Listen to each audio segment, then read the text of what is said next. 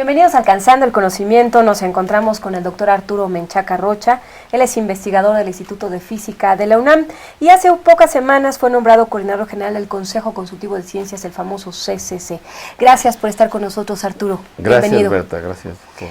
Arturo, pues hay muchas preguntas que hacerte, sobre todo en esta etapa en la que pues te vas a dedicar a un área que tiene que ver con la política científica del país y en coordinación con otras instancias. Vamos a hablar primero de tu nombramiento. Acabas de recibir el nombramiento de tu antecesor, el doctor Jorge Flores, un físico que bueno pues impulsó algunas actividades, de ellas la colección Hacia dónde va la ciencia. ¿Cómo fuiste designado y cómo ves este trabajo del doctor Jorge Flores? Bueno, son dos preguntas. Primero, los estatutos del Consejo hacen que primero este puesto es honorífico, o sea, todos los consejeros somos, ¿sí? Y los consejeros eligen a alguien que les coordine, ¿sí? 126, hay una votación, ¿verdad? general, ¿sí? Hay una reunión, esa reunión se vota y yo resulté elegido. Entonces, ese es el método. El puesto dura 3 años y es renovable, posible, digamos, puede ser renovado una vez, ¿sí? ¿Y qué te pareció para ti qué te significó esta elección? Bueno, digamos que yo me propuse, así que no es que me haya caído de sorpresa, no, yo estaba interesado. Yo he trabajado en temas relacionados, fui presidente de la academia, fui director de ese instituto, que bueno, es más local, ¿no? Pero fui presidente de la Academia Mexicana de Ciencias. Y bueno, siento que conozco más o menos el ambiente, ¿no? Y tengo muchos colegas, ¿no? Y amigos, ¿no? Y entonces, pues eso, la preocupación por mejorar la situación de la ciencia, y eso es algo que he compartido con el resto, ¿no? Es una buena oportunidad en cierta etapa de la vida, ¿no? Para poder participar en esto, ¿no? ¿Y en la parte del trabajo del doctor Jorge Flores? Bueno, el doctor Flores, el doctor Flores es una persona muy notable en la ciencia mexicana, ¿no? Él ejerció muchos cargos en la UNAM, ¿no? Y fuera también, fue subsecretario de Educación. Es una personalidad de lo que se refiere a política científica muy destacada, ¿no? Y él, una de los productos, ¿no?, que quedaron de su gestión fue esta colección de 18 libros que se llama Hacia dónde va la ciencia en México, ¿no? Es una prospectiva hecha con miras a cumplir con la función esa función del Consejo que tiene que ver con ayudar a definir la política en ciencia y generar la agenda, ¿no? Lo que es la agenda presidencial para ciencia y tecnología, a través primero del Plan Nacional y después del Plan Especial para Ciencia, Tecnología e Innovación, el PECIT, ¿sí? Entonces, pues Jorge organizó numerosísimas reuniones con muchísima gente, ¿no? Y el resultado es esa colección, ¿no? Entonces, digamos, estamos en medio de un periodo presidencial para el cual ya existe un Plan Nacional de Desarrollo y un PECITI, ¿no? Entonces, este material en realidad se va a utilizar para generar la propuesta de agenda para el año 2018-2024, ¿sí? ¿Estos libros? Los libros van a servir de base para ese análisis, ¿no? Ajá. Para la próxima parte del PECITI. No, Bueno, el PECITI es 2024. 2024. Ajá. Sí, pero es el PECITI del próximo presidente. El Consejo Consultivo de Ciencias está formado por gentes que han ganado el Premio Nacional de Ciencias, y el ganar un premio es una especie como de condición vitalicia, ¿no? Uno es premiado, ¿no?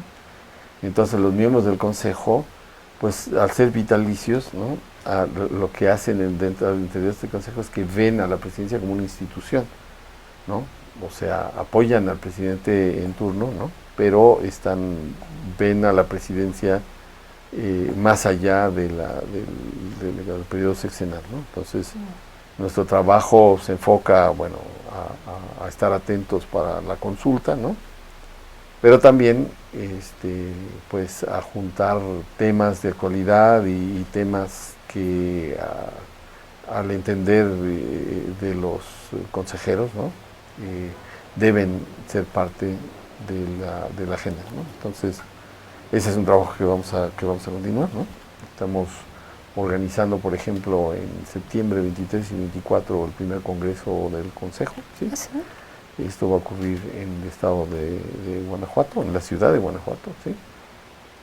Respondiendo a una queja de nuestros colegas, los 12, bueno, no, los... 126. No, es que 98 de los 126 están en el DF, ¿no? Ah.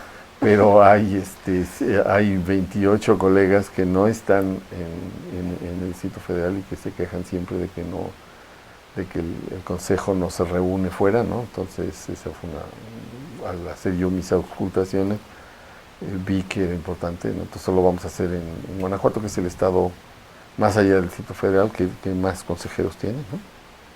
Entonces ahí nos vamos a reunir y vamos a hacer, pues vamos a hablar de política. Primero tenemos un primer día en el que vamos a tener a personalidades tanto nacionales como extranjeras que hayan servido como asesores presidenciales, asesores de gobierno, y después vamos a tener un día entero para nosotros planear una estrategia, ¿no? Basada en la cuestión de los libros y también un poco la estrategia a seguir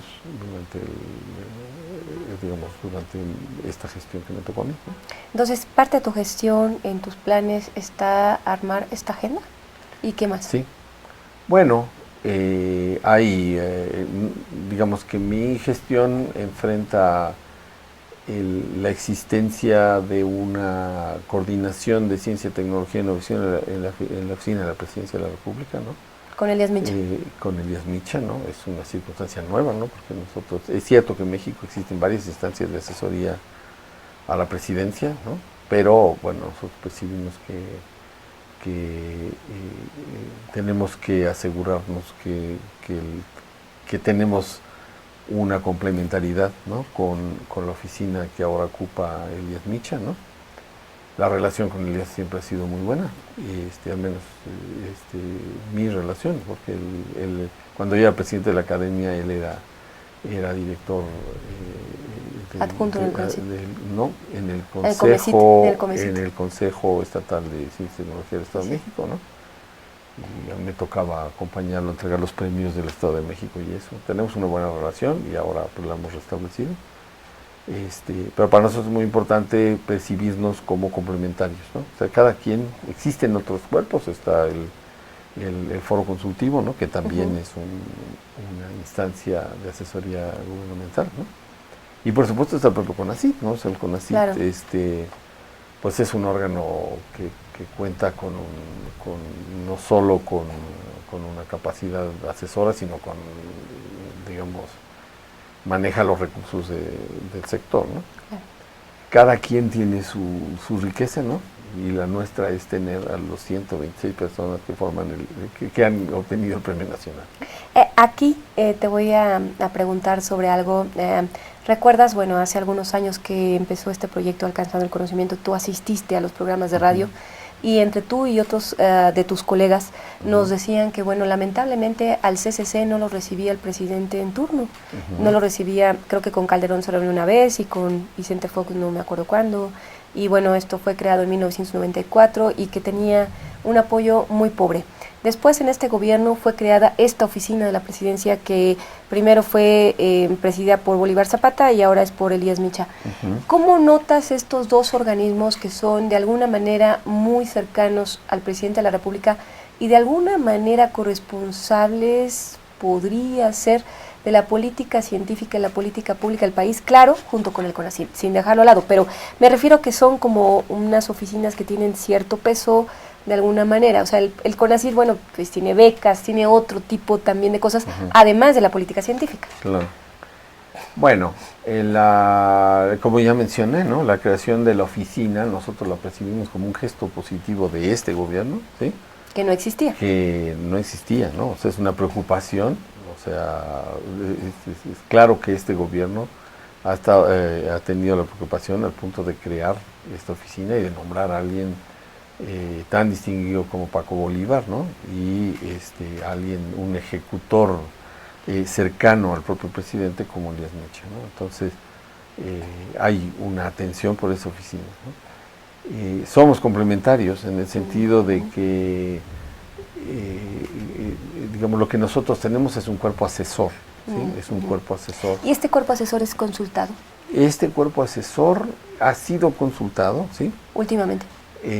No, recientemente no, yo apenas tomé posesión, ¿no? Ya. Estamos, o sea, a través de Micha hemos tenido varias reuniones y sabemos de temas que son de interés para la presidencia, ¿no? Y estamos trabajando sobre reunir grupos de trabajo para poder asesorar sobre esta temática, ¿no? Hay que decir, ¿no?, que un presidente de la República cuenta con un cuerpo ejecutor, como son sus secretarios de Estado, ¿no?, para temas que manejan temas técnicos. Entonces, cuando los problemas, o sea, en condiciones normales, los problemas técnicos son enfrentados a nivel secretarial, ¿no? Y entonces un presidente no debería enfrentar problemas más que en circunstancias de emergencia, ¿no? Y eso se ha dado, o sea, al final las vacas locas, el H1N1, en esas circunstancias, el Consejo ha sido consultado en sus tiempos, ¿no? Y también se dan circunstancias más bien de carácter de iniciativas presidenciales que generan la necesidad de consulta técnica, ¿no? O sea, para poder aprobar estas iniciativas, los cuerpos legislativos pues quieren entender la parte teórica y técnica de estas iniciativas, y nosotros servimos al gobierno, ¿no? Digamos, en general, ¿no? Entonces, hoy mismo tuvimos un desayuno con Juan Carlos Romero Hicks, ¿no?, que es secretario de la Comisión de Ciencia y Tecnología del Senado y es presidente de la Educación, ¿no? Y hemos estado también con la mesa, bueno, con la Comisión de Ciencia y Tecnología de la Cámara de Diputados, ¿no? Digamos que mantenemos ese contacto. También tenemos un contacto estrecho con la Suprema Corte. Uno de nuestros miembros es miembro de la Suprema Corte. Y ahora estamos un poco enfocados a tratar de constituir mejor el asesoramiento a los gobiernos estatales. Ese es un nicho, ¿no? Porque no sé, realmente cuando analizamos esta cosa de los colegas nuestros que trabajan en 12 de los estados de la República, ¿sí?, hemos percibido que la posición de influencia que tienen nuestros colegas en sus estados, ¿sí?, es considerable. O sea, es gente muy influyente. Una persona que tiene un premio nacional en algún estado, en general es una cuestión que se percibe con respeto, ¿no? Un líder. Un líder.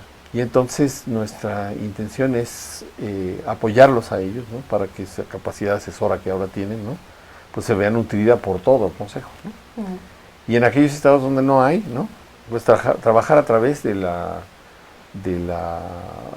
Dirección Adjunta de Desarrollo Regional de CONACYT, ¿no?, para pues hacer mancuerna con ellos, ¿no?, así como hacemos mancuerna ahora a nivel CONACYT-CCC, ¿no?, pues hacerlo con los consejos estatales, ¿no?, y ofrecer a los gobiernos de los estados también la asesoría que ellos pudieran requerir. Aquí no se trata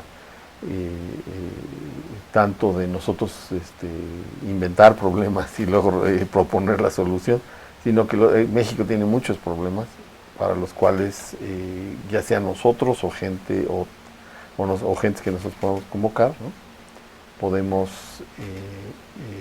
integrar grupos que puedan asesorar en diversos temas, ¿no? Entonces, eso es un poco la tendencia en todo lo que tiene, al menos de la iniciativa del Consejo, es ser una oferta muy calificada, ¿no?, y muy respetada, porque nuestro Consejo tiene gentes que han sido secretarios de Estado, subsecretarios de Estado, rectores de varias de las universidades más importantes, la capital humano de alto nivel que hay que aprovecharlo, ¿no? Que no solo son gentes que han ganado un premio nacional por la ciencia que hacen, ¿no? Sino que tienen influencia, ¿no? Y capacidad directiva. Entonces, ese es un grupo humano extraordinario, ¿no? Y sentimos que esta gente tiene mucho que aportar, ¿no? Por ejemplo, sin embargo, de pronto todavía la ciencia no se ve palpable en muchas de las decisiones del gobierno, mucho de la política federal. Y bueno, pongamos algunos ejemplos. Por ejemplo, en el caso de Pablo Rudomín, cuando ocupó este cargo, me parece que tuvo que ver con pedir que la parte arancelaria para los investigadores fuera diferente. Se logró por un tiempo y luego se canceló, ¿no? ¿Qué cosas? Ahora está de nuevo ese tema. Ahora de nuevo está en el debate, ¿no? Sí. Entonces, porque bueno, además para se necesita... Los insumos para la ciencia. Los insumos para la ciencia, porque además Sí. lo necesitan, Sí. ¿no? Es a veces complicado, sobre todo para la parte de biología y demás.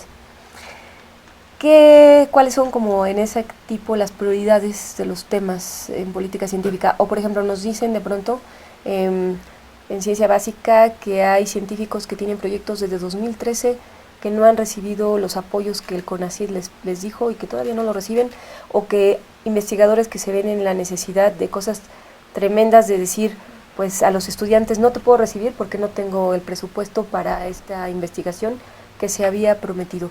¿Qué hacer con todo este tipo de problemáticas que la misma ciencia, tanto la básica como la aplicada, viven a diario? Bueno, hay que tomar en cuenta que la perspectiva de un consejo consultor, ¿sí? No es, nosotros no somos una academia, ¿sí? Claro. O sea, nosotros como miembros de la academia, ¿no? Nosotros vemos de frente al gobierno, ¿no? Y nosotros somos críticos y podemos expresar nuestra opinión y hacer sugerencias por cualquier medio que esté a nuestro alcance, ¿no? Un cuerpo asesor es diferente, ¿no? Un cuerpo asesor es un órgano que está más bien detrás del presidente, ¿no? Y que está ahí para ser consultado, ¿no? Por supuesto, si nosotros, la propia ley, el acuerdo de creación dice que nosotros podemos expresar al presidente nuestras preocupaciones, ¿no? Pero no es apropiado, digamos, ¿no? Porque tiene que haber una relación de confianza. Claro, o sea, la problemática que enfrenta un presidente frecuentemente involucra temas de seguridad nacional, ¿no? Y nosotros no podemos ser, es muy diferente, ¿no? O sea, nosotros no podemos ser críticos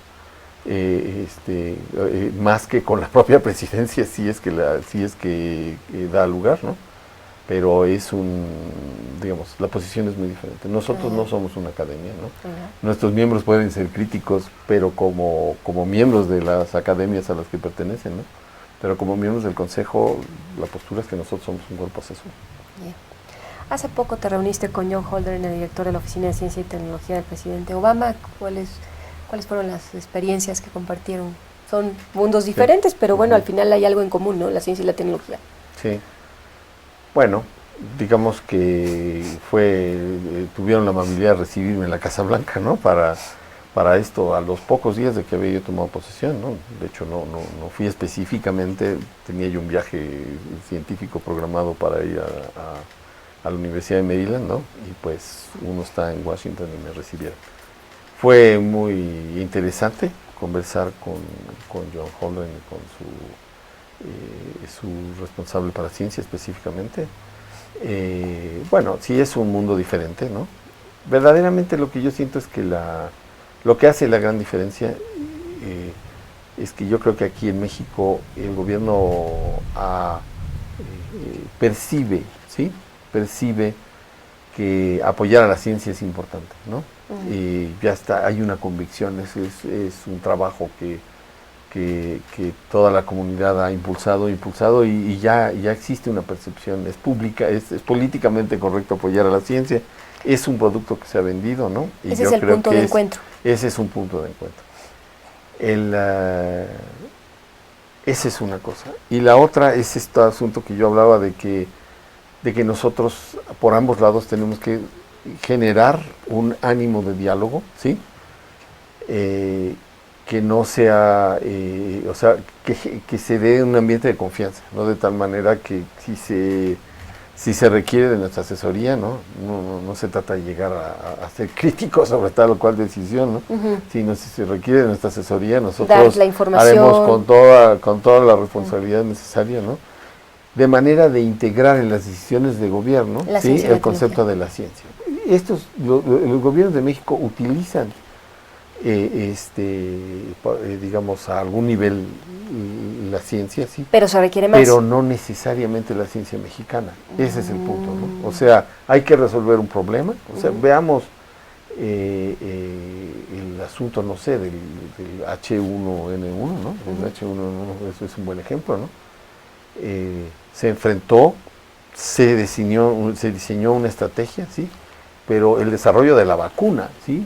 Pues México fue pasivo en ese sentido, ¿no? Entonces, a ver, ¿no? Ya dijeron que lo van a tener en septiembre, ¿no? Entonces esperamos a que estuviera. Pudo haberse sido más vigoroso y más enérgico en ese momento, ¿no? Decir, no, pues si hay que hacer, nosotros también. Aquí tenemos a es nuestros una científicos oportunidad, mexicanos, ¿no? claro. Y en México, digamos, hay una comunidad de gente que lo puede hacer, ¿no? ¿Por qué esa parte? Pero no es de este sexenio, es de los sexenios anteriores.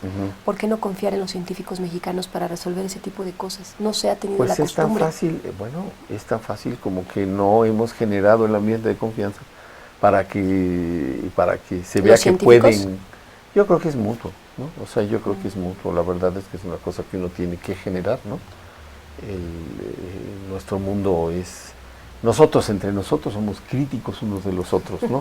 Y no existe, uno va a un seminario, ¿no? Sí, uno va a un seminario, ¿no? Y las preguntas son muy agresivas, es un ambiente, así se hace la ciencia, hostil, ¿no? Pero cuando uno está en la posición de asesorar a alguien, ¿no? No tiene ningún sentido llegar a ser hostil, uno tiene que llegar a enfrentar un problema, ¿no? Y proponer una solución, ¿no? Realmente la responsabilidad, al final de cuentas, es de quien fue elegido para resolver los problemas, ¿no? Claro. Entonces lo más que vamos a hacer nosotros es hacer nuestra parte y proponer soluciones, ¿no? Entonces, esa parte, esa comunicación entre poder ejecutivo, bueno, los tres poderes, ¿no? Los tres poderes de gobierno y la ciencia no se ha dado. O sea, se está gestando, pero todavía. Yo creo que es una cosa que poco a poco se va dando. Yo creo que yo no soy pesimista en el sentido de que o sea, México ha tenido etapas. O sea, la Ciudad Universitaria fue construida por un presidente que apostó mucho por la educación, ¿no? Sí, bueno, pero ¿cuántos años pasaron ya de esto? Bueno, pero y después hubo otras etapas. Puse un ejemplo muy obvio en el que, digamos, está. Sí, pero de los 80s o de los 90s para acá, pues la cosa no ha cambiado. Sí. México México es un país muy complejo, ¿no? En que las prioridades compiten las prioridades inmediatas, ¿no? Con las de largo plazo, ¿no? Y la ciencia indiscutiblemente, sí, es muy difícil pedirle que yo invierto hoy y mañana ya tengo una solución, ¿no? O sea, en general, pero siempre todos los países apuestan un poquito, ¿no? Dicen, bueno, que voy a separar una fracción de mi presupuesto, ¿no? Por una apuesta de largo plazo, ¿no? Es como una apuesta al final de cuentas, ¿no? O sea, es una cosa, bueno, y uno ve que todos los países en esto da resultados, ¿no? Pero aquí exactamente, aquí vivimos en el cortoplacismo, vas a decir que soy muy, muy pesimista, pero bueno, es lo que se ve y nos hace falta más ese mediano y largo plazo, ¿no? Bueno, sí, pero cada vez es menos mala la cosa, ¿no? Cada vez o sea, vamos a ponerlo al revés, ¿no? Si estuviéramos perfectos, ¿no? Pues no seríamos la 11ª o 12ª economía, seríamos la 3ª o la 4ª, ¿no? Claro, o sea, al final de cuentas, habría mucho que hacer. Ahora hay mucho que hacer. Vamos, sí, pero yo diría que ahí vamos, ¿no? O sea, basta con pasearse por México, ¿no? Alguien que tiene suficientes canas como yo, ¿no? A mí me ha tocado pasear por México digamos, a lo largo de mi vida, ¿no? Y hoy México es un país que progresa, ¿no? Tiene muchas complicaciones, ¿no? Pero estamos mucho mejor comunicados, hay, digamos, pacientes por aquí, por Tlalpan, hay hospitales equipadísimos, ¿no? Bueno, pero ¿qué me dices ¿no? que ¿Sí? hace 30 años México y Corea estaban a la par y bueno, pues hoy Corea, para alcanzarla van a tener que pasar 100 años? Son decisiones de Estado, ¿no? O sea, al final de cuentas, digamos, es curioso porque son decisiones de Estado, ¿no? En que un Estado, uno lo ve Eso lo platiqué con Holdren, por cierto, ¿no? Porque ese era el meollo del asunto, Ajá. ¿no? ¿Y qué te dijo? Y él lo que me dijo en Estados Unidos, ¿sí? El pueblo, ¿sí? Confía en la ciencia, está convencida de que la ciencia los va a sacar. ¿Y por qué está convencida? Pues esencialmente porque en la Segunda Guerra Mundial, la ciencia decidió la Segunda Guerra Mundial a favor de los Estados Unidos, ¿no? Y lo mismo en Europa. Claro, sí. Y entonces yo le digo, bueno, pues entonces estamos en un gran problema porque nosotros no geopolíticamente no hemos tenido y no podemos tener, ¿no? ¿Con quiénes vamos a pelear? ¿Con ellos? ¿No?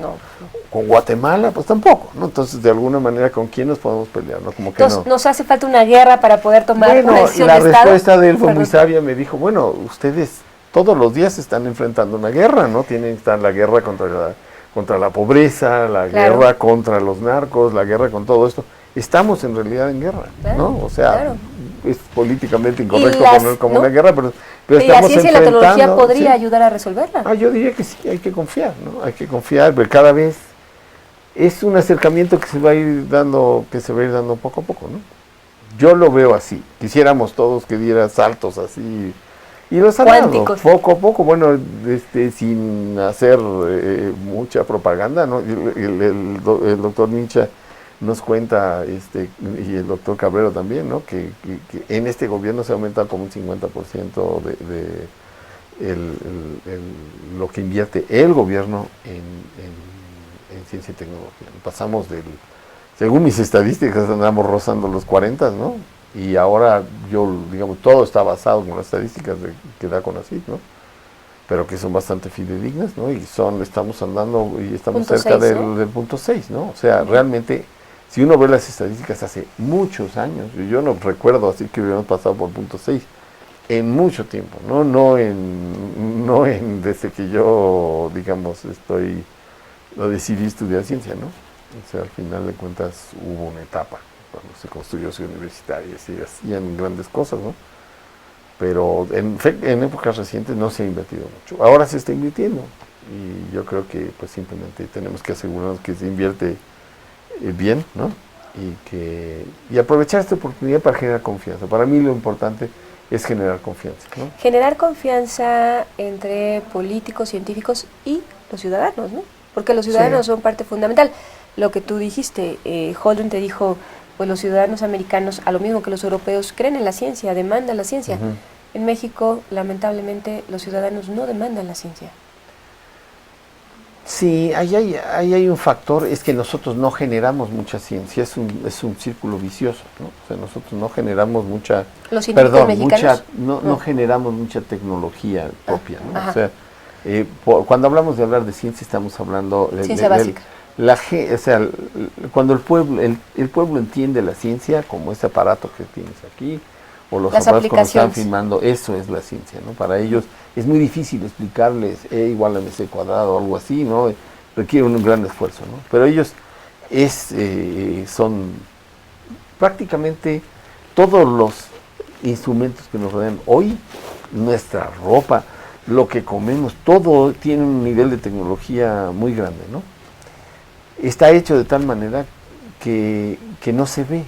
O sea, de hecho, el propósito es que uno no vea la ciencia, para que uno no tenga que tener un doctorado para usar una tablet o para comer algún producto así complicado de elaborar, ¿no? Así está hecho. La gente no tiene que racionalizar, ¿no? O no tiene que tener un doctorado para arreglar su coche. Ya en general la cosa está hecha toda, la ciencia está metida en todo, pero no debe de ser transparente al público, ¿sí? El público debe poder tomar un teléfono celular, ¿sí? No tener un doctorado en estado sólido, ¿no? Apretar botones, ¿sí? Y comunicarse y realmente...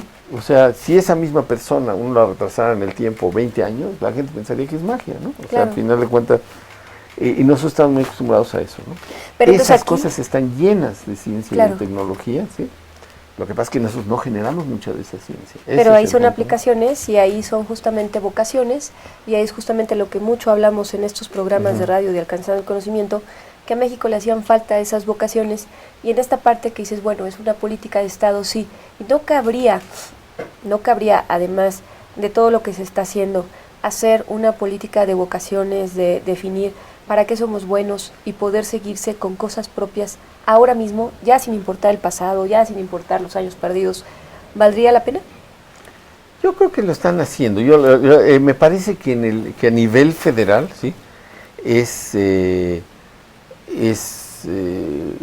no sé, o más bien lo voy a poner así, a nivel estatal es más fácil de percibir. Hace un poco, como 10 días, estuve en el Congreso Nacional de Ciencia y Tecnología, la Conferencia Nacional de Ciencia y Tecnología. De la Agenda de Innovación. Exactamente. En Guanajuato. En Guanajuato. Y ahí me percaté, ¿no?, que el gobierno federal y el gobierno estatal, ¿sí?, se sentaron, se pusieron de acuerdo cuáles son las prioridades regionales para unos cuantos temas, ¿no? Y dijeron, bueno, ustedes verdaderamente tendrían que definir bien cuáles son y lanzarse por ahí, porque un Estado realmente no puede enfrentar o de repente invertir, ¿no?, sus recursos en todo, ¿no?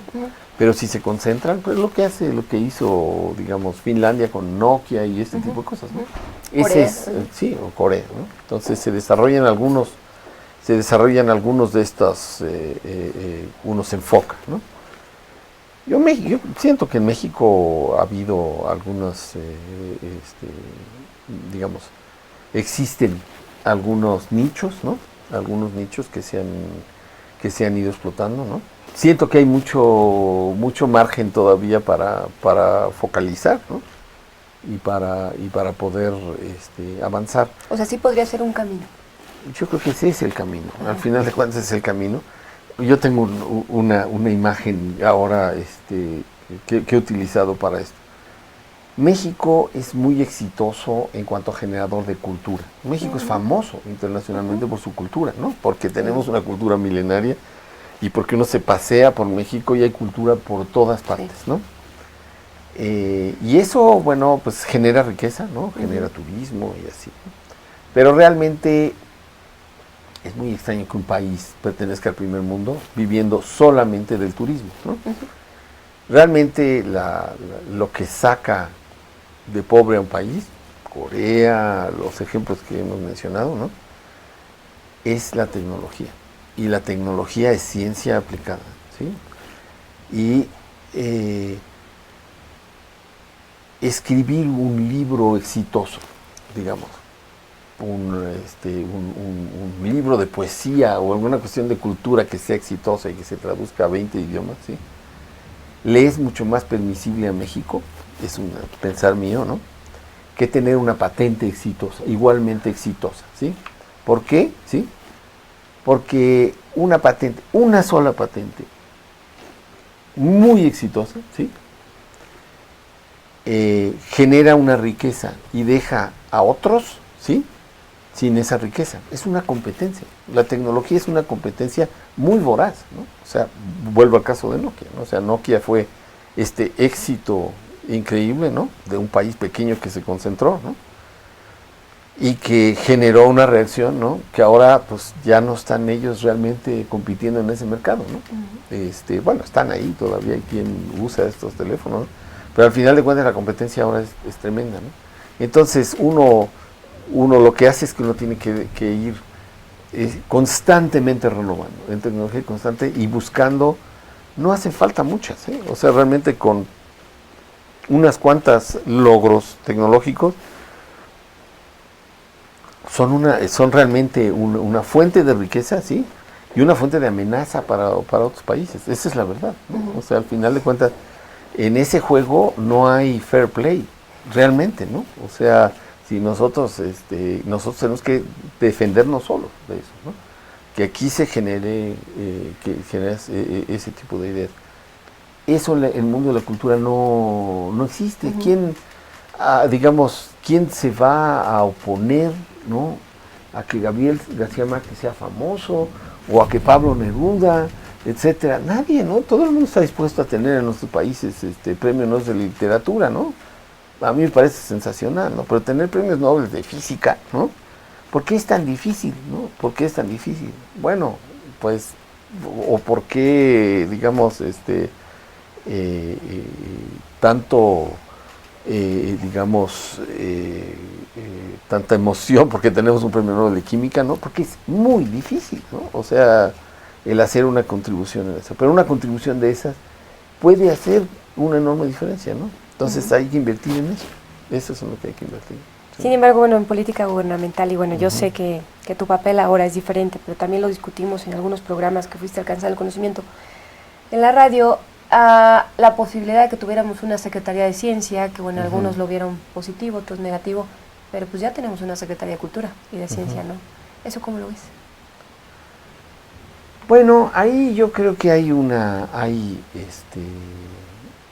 puntos de vista sobre eso, ¿no? Porque yo en mi momento, sí, siendo presidente de la academia, yo fui de los que propusieron ¿sí? que se le diera un rango un mayor rango a la ciencia, ¿no?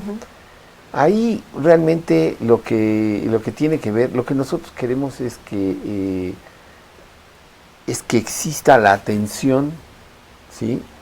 del poder sobre lo que nosotros hacemos, ¿no? O sea, el poder de decisión, ¿sí? Y percibimos que teniendo una secretaría, en ese momento se percibía que teniendo una Secretaría de Estado nos ponía al mismo nivel, ¿no?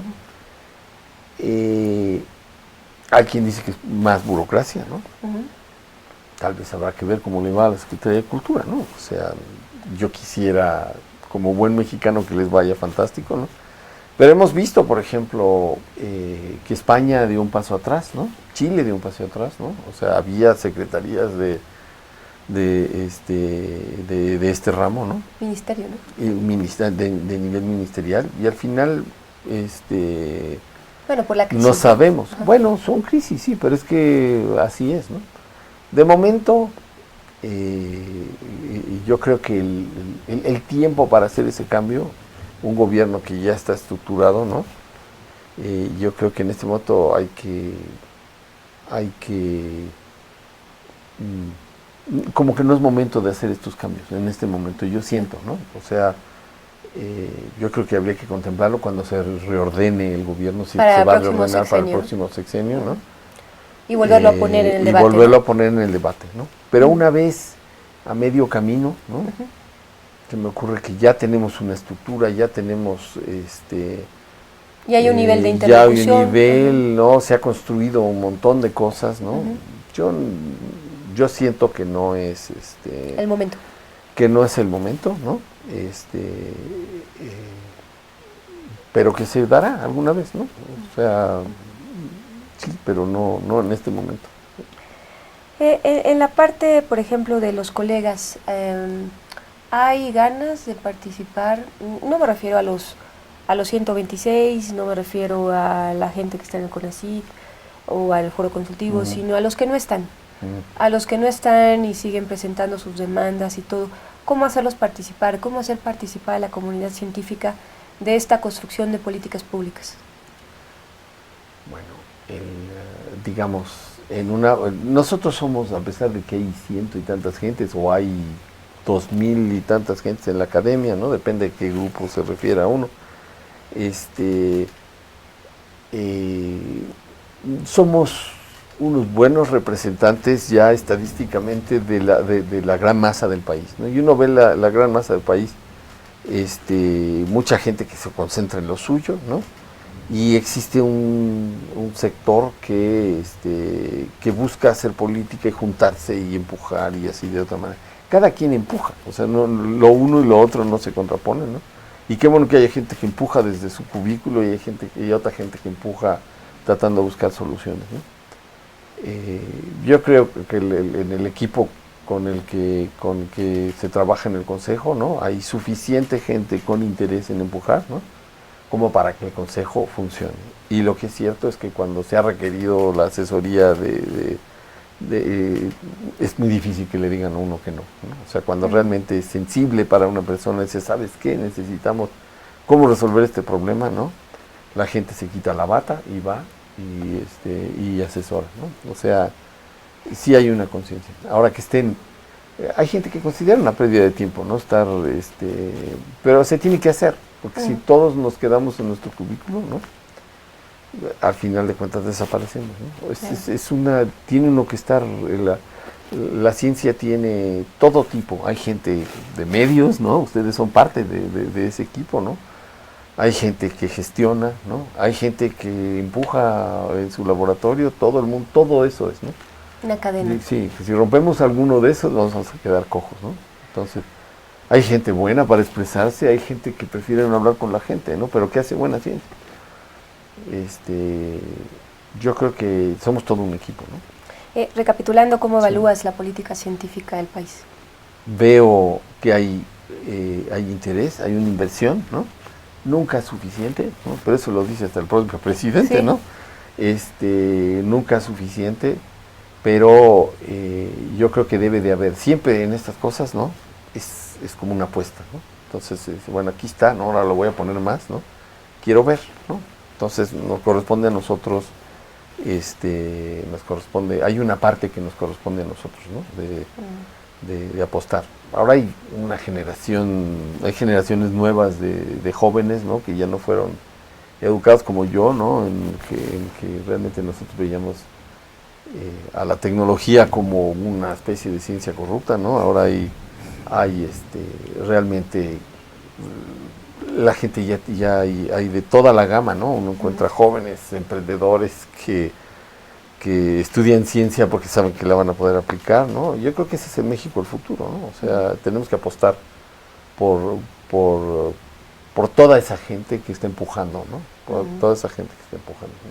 En esa parte, la ley de innovación, ¿cómo la ves? Bueno, yo creo que va en el mismo espíritu, ¿no? Al final de cuentas, todo esto va en el mismo ¿Y el espíritu. camino hacia la sociedad del conocimiento nos falta mucho?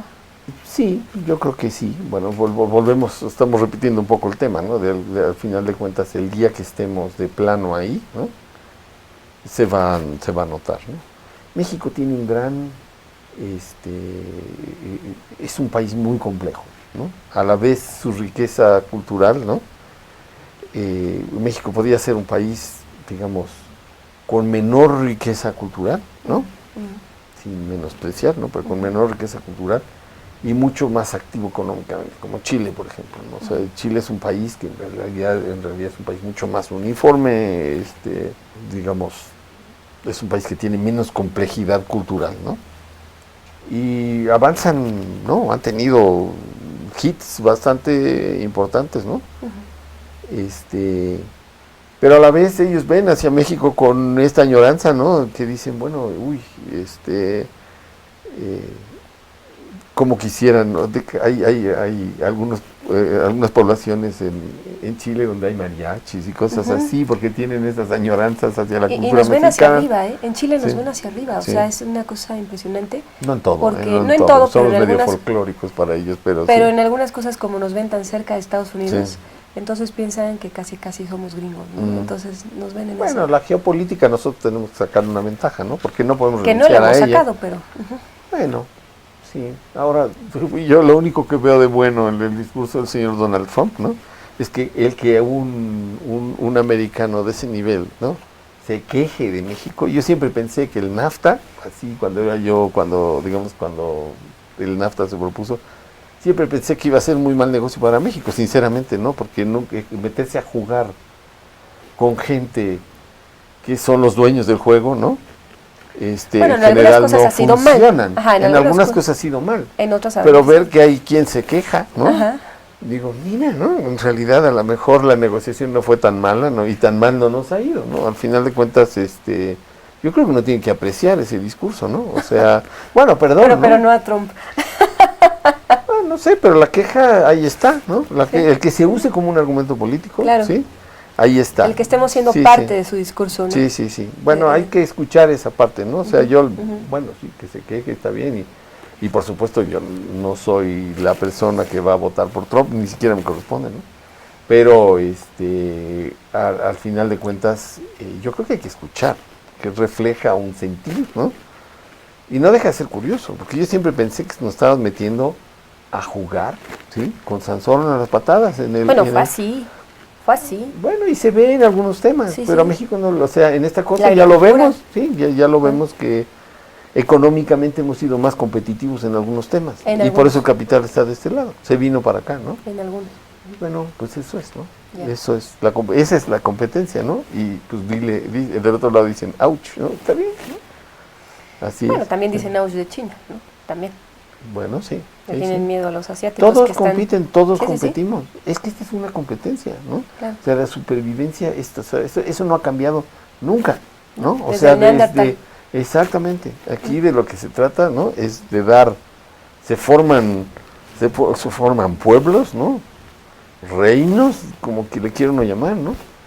Y el propósito de sus reyes, ¿no? Es pues que los suyos vivan mejor, que vivan a costillas de los otros. Así siempre ha sido, ¿no? O sea, así siempre ha sido. Y nosotros pues realmente tenemos que protegernos estamos compitiendo en ese contexto, ¿no? Entonces yo creo que hay que estar conscientes que es una competencia, ¿no? Y jugar en la competencia, porque dejar de competir, ¿sí? No, pues no, Nosotros te hemos mueres. visto a quien dice, no, yo no compito y me encierro, no funciona, ¿no? Ya. Uno tiene, si vamos a competir, hay que competir, si no, uno no sobrevive, ¿no? O sea, al final de cuentas, ese es estar de acuerdo con el sistema, no sé, ¿no? Pero mientras ese sea el sistema, ¿sí? Hay que No nos competir. podemos dar el lujo, ¿sí? De no jugar el juego, ¿no? Porque salirse del juego acaba uno mucho peor. O sea, hay que ver ciertos países que se han retirado del juego y al final simplemente es como serpientes y escaleras, se retiran del juego Para abajo. y acaban abajo, ¿no? O sea, uno puede estar enojado porque es una guerra, porque está uno siempre compitiendo, etcétera, etcétera, y dice, no, yo aquí nada más voy a proteger, ¿no? De hecho, el propio discurso de Trump es un poco absurdo que lo diga un país que ha hecho toda su fortuna A través de otros. claro, ¿no? Y que de repente diga, no, ahora todo el juego es para mí, ¿no? ¿Sí? Yo creo que eso realmente quiere decir que no entiende muy bien, ¿no? O sea, al final de cuentas, eso lo dice todo el mundo, no necesita uno ser físico nuclear para entender eso, ¿no? ¿Sí? ¿Algo más, doctor? No, bueno, agradecer el interés, ¿no? Y bueno, no sé, yo creo que los científicos estamos en necesidad, ¿no? De un apoyo del público que ve estos programas, ¿no? De que nos traten que traten de entender un poco el contexto, ¿no? En el que se hace la ciencia y la tecnología en México, ¿no? Y bueno, ganar la simpatía, ¿no? En el Consejo estamos ahora con esta cosa de conducir a los premios nacionales, ¿no? Hoy en la mañana me decía el senador Romero Hicks, ¿no? Me decía que cómo era posible, ¿no? Que nosotros contáramos con esta fuerza enorme de 120 y tantos premios nacionales, ¿no? Y que uno casi no sabe que están ahí, ¿no? Uno no sabe que existe esta cosa, ¿no? Y es una riqueza enorme. Entonces, si yo reuniera a 120 medallistas olímpicos, ¿no? En un lugar, ¿no? Sería nota, pero sí, ¿no? Hace poco estuvo ahí para mi elección, hubo ya casi 60 premios nacionales en esa elección, ¿no? Y ahora pensamos reunir un número parecido en Guanajuato y pensamos hacer ruido con eso, ¿no? O sea, porque realmente México tiene, esta es una riqueza que tiene, ¿no? Y que son, pues, gente que da ejemplo y que debe de inspirar, ¿no? Así que yo creo que ese es un propósito, ¿no? Entonces, que nos vean con simpatía, que nos sigan con interés, ¿no? Y bueno, que se interesen por la ciencia, ¿no? Gracias. Sí, gracias a usted. Y gracias a todos por estar aquí con nosotros en Alcanzando el Conocimiento, una herramienta vital.